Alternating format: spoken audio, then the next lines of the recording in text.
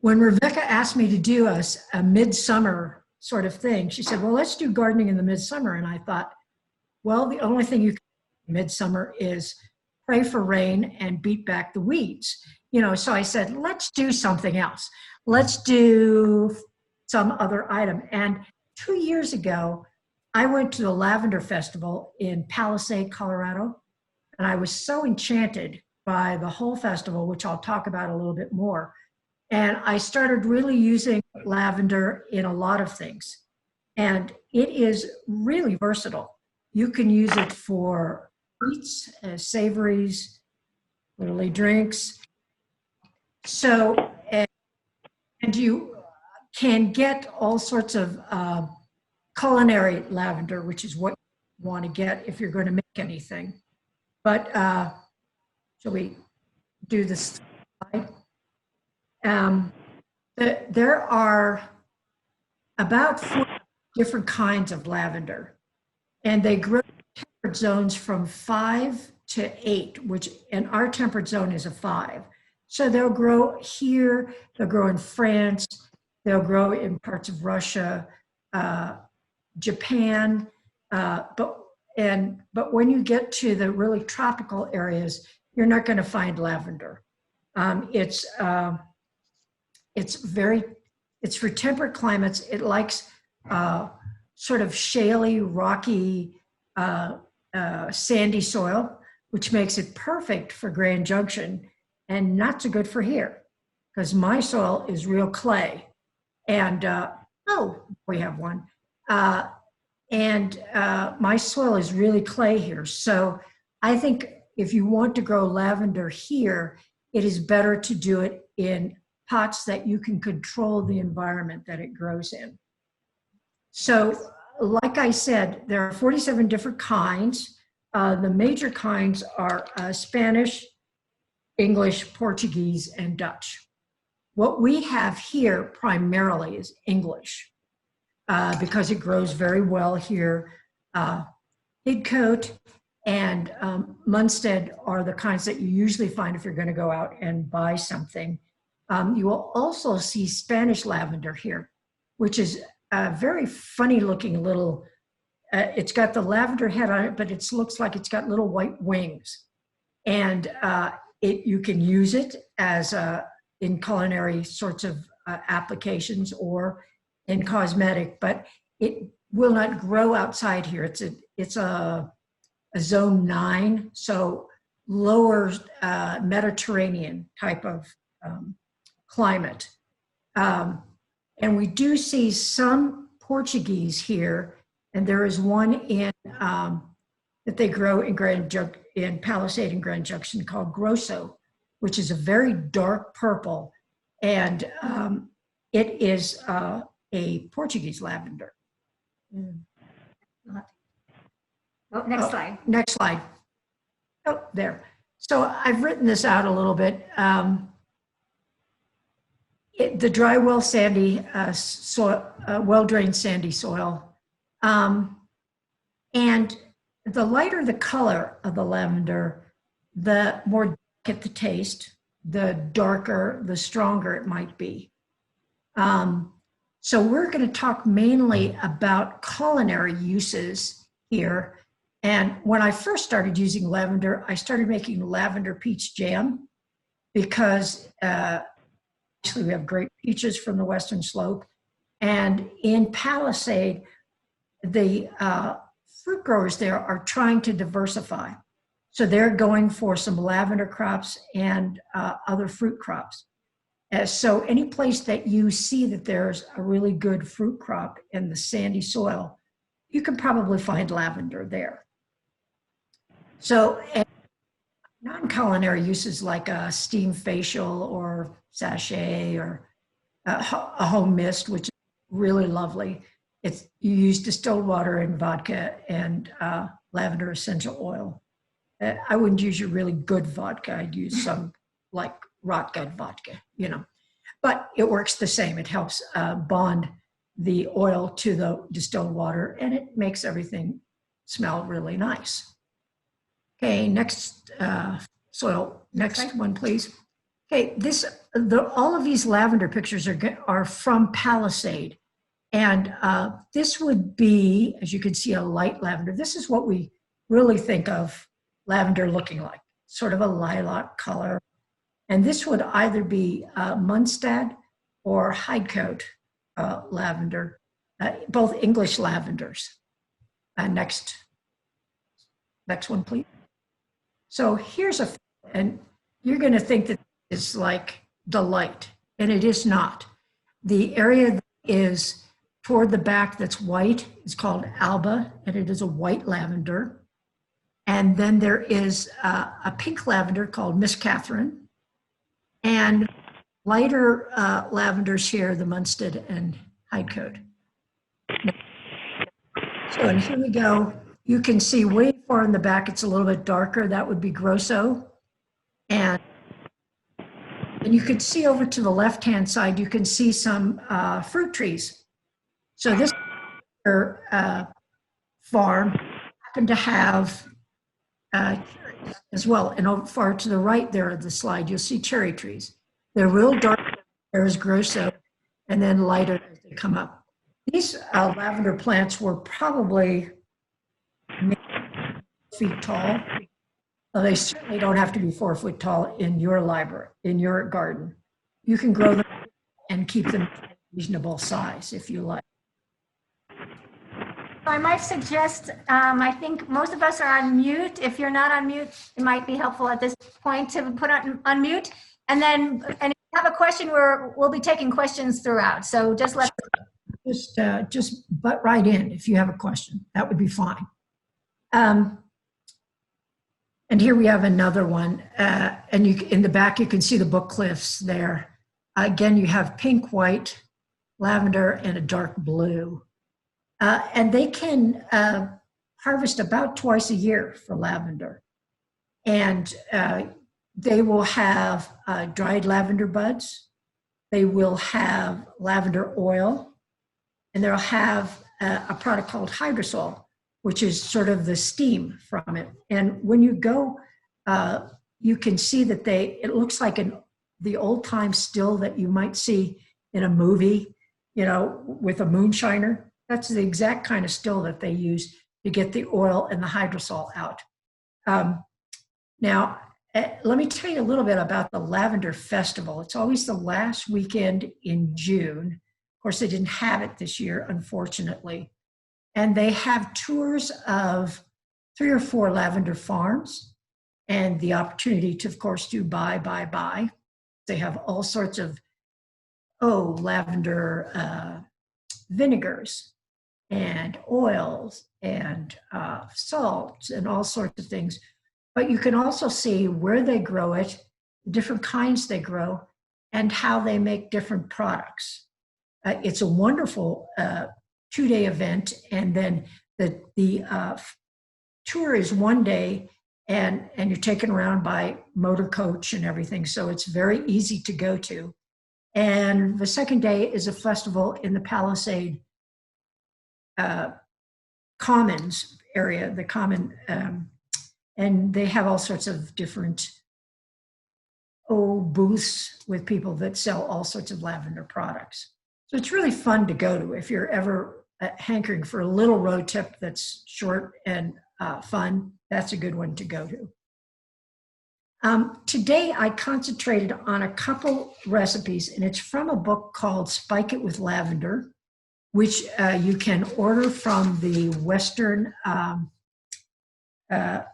Lavender Association, which is out of Palisade and Grand Junction. And I've made a few things here that I use all the time, actually. I have made some herbs de Provence, and instead of using some of the normal things that they use, you would use lavender seeds in it. It really is lovely on eggs or as a rub on meats, chicken and fish particularly.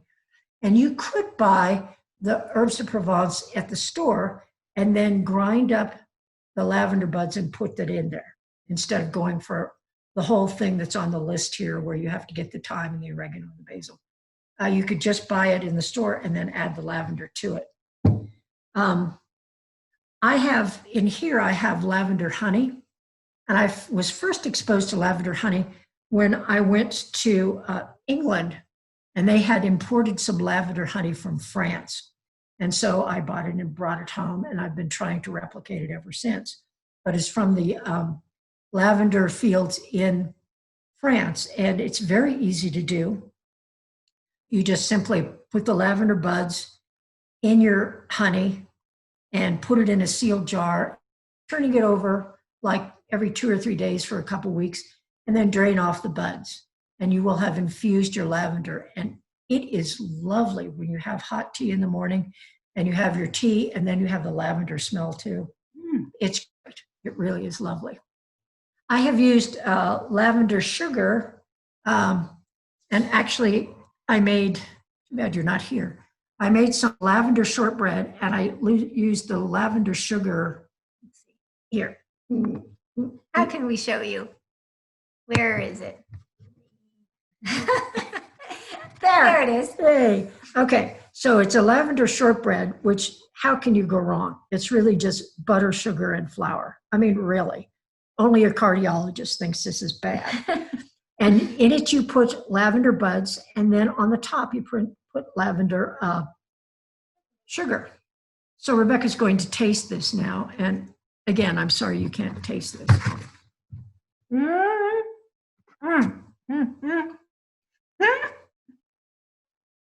It's really yummy. And you got the lavender too. And you do taste the lavender quite a bit, and it makes it kind of just very different. I also made some their lentils that you take some about a quarter cup of lavender buds, and you soak them in boiling water for about a half an hour. And then you use that water to cook your lentils. And this also has garlic and leeks in it. And you can put it over rice as a vegetarian dish, or you can put it over I don't know, can you as see a that side there? dish. There you go. Oh, you want me to taste this Yeah. one too? Hey, you're the taster. It smells really good. Here, that Should be warm, but, and you put a little, if you want to, you can put a little yogurt on top. Ooh, that's light and lovely. There you go, light and lovely. All right. So these, One more. sure, more slides, please. There's the book. Oh, there's the book. It's called Spike It with Lavender. It has the beginning things like the herbs de Provence, the sugar. I have lavender salt too, which is very nice if you put it on popcorn. Kind of a different kind of deal, and it really tastes very good.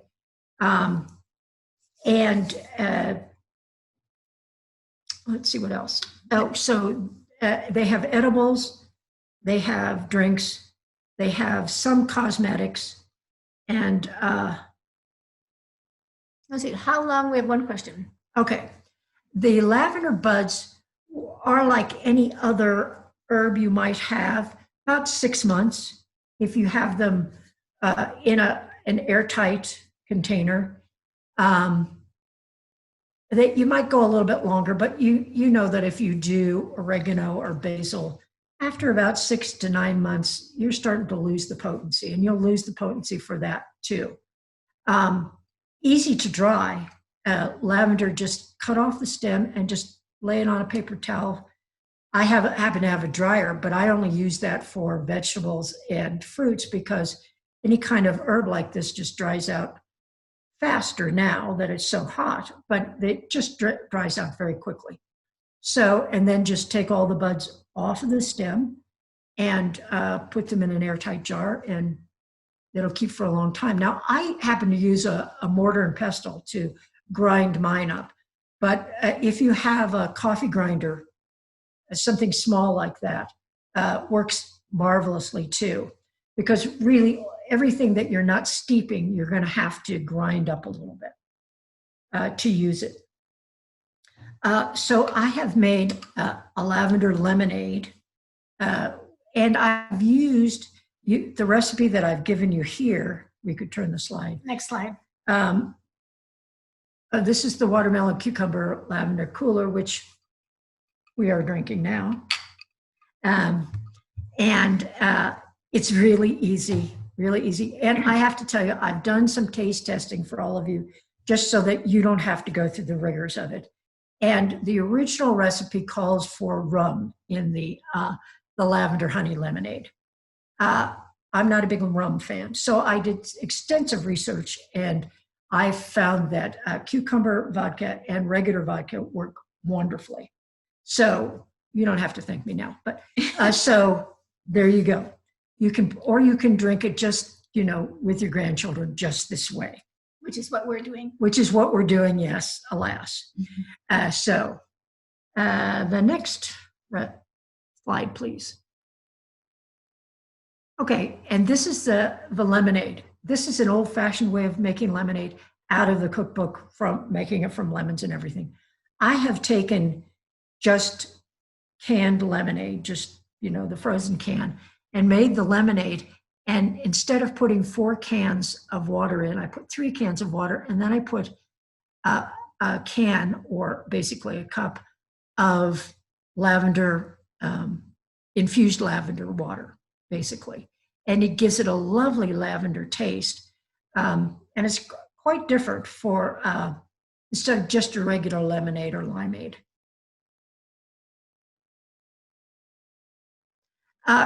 They are made, Linda's, I got a question here. They're made from culinary lavender, yes, which is not necessarily different from what you're growing in your yard. It just depends on whether you spray it or not. Obviously, anything that you've sprayed, you don't want to use it, but you could use culinary, the lavender that's in your yard, yes, of course. Now, can you tell me the color of the lavender in your yard, Linda? It's actually in my neighbor's yard, so I usually cut his, Okay. Because he has big plants, and I just put 2 in Okay. last year, so they're very tiny. So it's purple. It looks like what you see all over, and he hasn't sprayed it with anything. And so I just cut some Okay. from his garden the other day, and I Okay. usually tie it and hang it upside down to dry. That's usually how I Right. dry it. Right. Yep. That'll be, and then just take the buds off and put them in something that will be good and airtight. I have never tried taking them off and putting them in a Ziploc and putting them in the freezer. I suppose you could, but you might get a little freezer burn. So if you can keep them in airtight containers, would probably be better. He probably has, if it's a really nice, lovely lavender, then it's probably a Heidtke or a Munstad. If it's going toward the bluish color, then it's probably a Grosso, which will both grow over here. He probably does not have the kind of clay soil that I have, which makes it very hard. That's why I'm moving all of mine to put them in pots so I can control the atmosphere for them a little bit better. Next slide.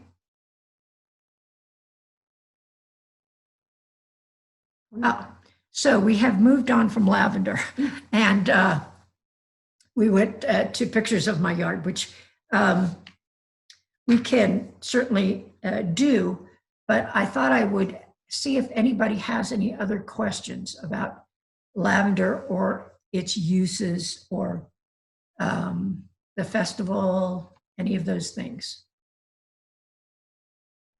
You mentioned, was it Heidtke and Grosso? Rosso? Munstead are the 2 English lavenders that you see the most if you're going to a store to buy them. Do very well here. So the western slope are those 2, plus an Alba, which is the white one, Grosso, which is really a dark blue purple, Miss Catherine, which is a pink. It's a lovely little pink thing. They grow as well. Grosso will grow here, and Heidtke and Munstead will grow here. The white and the pink one, not so much, unless you grow it in a pot where you control and make it a little bit more sandy soil. Is one more fragrant for the purposes than the other? The tweed would be most fragrant because it is the darkest color. And something like, which is a lilac color, is more delicate and not quite as strong. There have been a lot of studies about, Christine has a question, the health benefits for lavender. And there have been lots of studies about this, and actually no one can prove that it has any benefits. Even though people love it, people swear if you take a spray and put it on your pillow, people say, oh, you sleep so much better. And you know, you've got lavender, it calms you down. Those are all anecdotal, and no one has ever been proved that it in Eastern or Western medicine that it has any medicinal benefits other than it's lovely and smells great and actually tastes pretty good too. I don't know whether it's on your agenda, but are you going to give any of the how to make it into a spray, an aerosol? It wasn't on the agenda, but I can. What you need to do is you need to get use the same one that you used to make the spray for your couches or whatever. And that really is getting lavender oil, which you can get at like Sprouts or someplace like that. And you'd want distilled water. And then, as I said before, a little bit of vodka. The vodka is what gets the oil and water to kind of stick together. And you could use both of those. You could use them to spray on a pillow or something like that, or put it in, spray it on your clothes if you wish to do that. The Spot with Lavender book does have several of those kinds of recipes, and I didn't bring the book with me because we were shuffling around trying to find a computer that worked. But what I will give Rebecca the recipe for that, and she can post it, you can find it that way. Thanks. If that works for you. Sure. Do you have to make a reservation for the festival in advance, or how does that work? You need to make a reservation if you are going on the tours.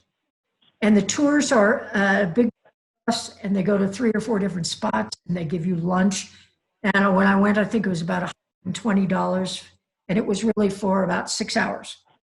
Now, the festival in the park in Palisade is free.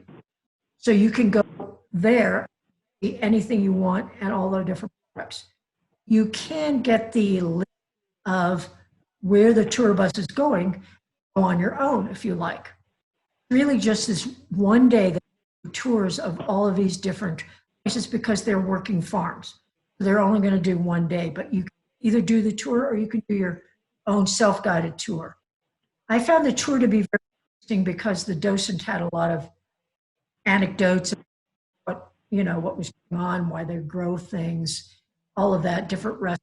Every place is very different. One showed you how to grow different. They specialized in the pink. Another one had a full range of everything from vinegar to salts to buying the lavender themselves, all of that.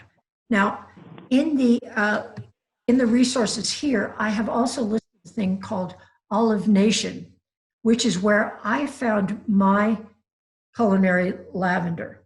And they have it in a whole bunch of sizes. And I think I got the 1 pound size, which is frankly larger than almost anyone would ever want in their entire life. So you can go with a smaller amount.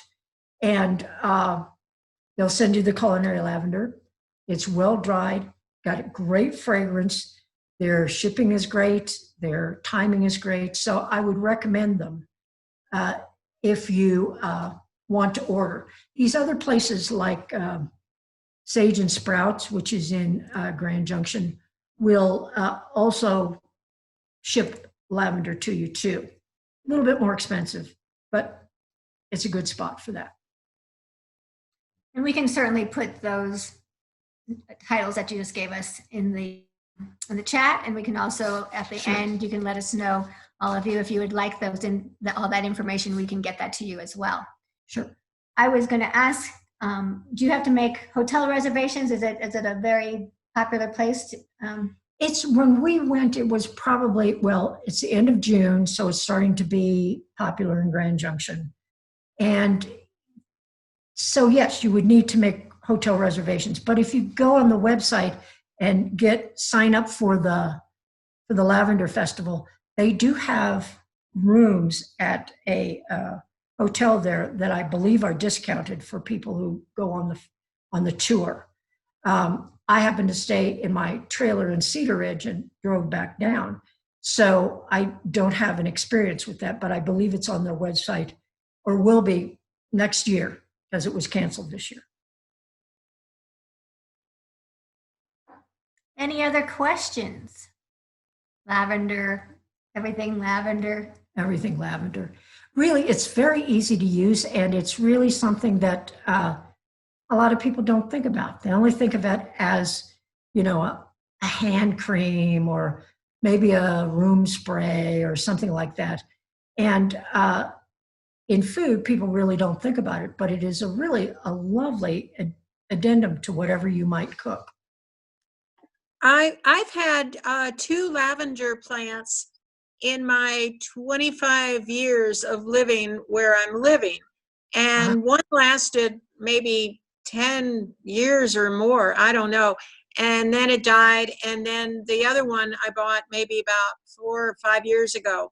And now it did not make it through the winter. I have to pull it out, but I love it. So, I know it doesn't cost much at Tagawa, to pick up a lavender plant in the spring, but any suggestions, or do they just die out after a certain amount of years? I think they die out after a certain amount of years. That the one that you had for the 10 years or so that's pretty good. That's really, but a couple things you might try. In the fall, cut it back to about 2 inches above the ground, and then I would mulch it over with leaves or grass clippings or something, and try and see if you can get it. And when it starts out again, it's going to look like it's dead. And then you'll eventually see a little bit coming up. But try mulching it over, or maybe try one in the ground. Since you've had it in there for a long time, you must not have the same kind of clay soil that I have. So put it back in there and mulch it over. And then maybe try one in a really big pot that you can put maybe in your garage, or even if you've got it on a patio or something, and try mulching that over a little bit too, and see which one does best for you. Okay, thank you. Sure. So if there are no lavender questions, we can take a little tour of Peg's garden. And as a master gardener, if you have other questions too, we can pick Peg's brain and see if she can be of assistance. Okay, those are red hot pokers in my backyard. They're gone now. Rebecca happened to hit it at a great time when they were all out.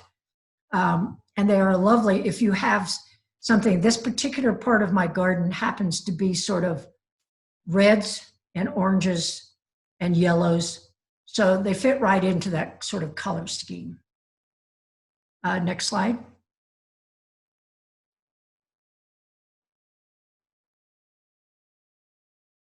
Yeah. Oh, this is called bunny-tail grass, and it grows really well. And every little tip on it just feels like a little rabbit tail. And I use this in the summertime, although not this summertime, I usually teach a class at a community garden for kids. And we have a sensory garden, and we have bunny-tail grass, we have foxtail grass, we have other kinds of sensory, we have some lavender, so there's a sensory kind of feel to it. This is my first year that I've had it, so I'm going to try and see if it will come back again, because I just love it. You go by it, no scent or anything, but you go by it and feel it, and oh, it's just lovely. Okay, next slide. These are my pride and joy for my backyard. I grow artichokes in the backyard, and they're starting to come on. I've probably had about 2 dozen already, and which is a little early for them, but they're going to keep going. And some people like them, others don't, because the leaves it's a thistle, so they have really thistle-like leaves. And my plants are about they're probably about 3 feet tall and 3 feet wide. So it's a pretty big thistle. And if you don't like that particular look, then they're not for you. But again, this is where I learned that you cut this down to about 2 inches, and then you mulch it over. But I have one plant that I keep mulching over, and then about February, I see a leaf sticking straight out.